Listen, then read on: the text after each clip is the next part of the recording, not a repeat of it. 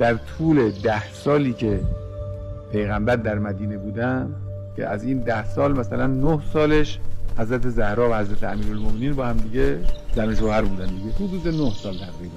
حالا شما می‌بینید یه خانمی که شوهرش مرتب تو جبهه است و اگر در جبهه نباشه جبهه لنگ میمونه. ببینید چقدر روحیه قوی میخواد انسان داشته باشه تا بتوانه این شوهر رو تجهیز کنه، دل او رو از وسوسه اهل و عیال و گرفتاری‌های زندگی خالی کنه، به او دلگرمی بده، بچه‌ها رو به اون خوبی که او تربیت کرده تربیت کنه. حالا امام حسن و امام حسین شما بگید اینا امام بودند و طینت امامت داشتند. زینب که امام نبود، اون رو فاطمه زهرا در همین مدت 9 سال تربیت کرده. بعد از پیغمبرم که ایشون زنده نموندن مدت زیاد.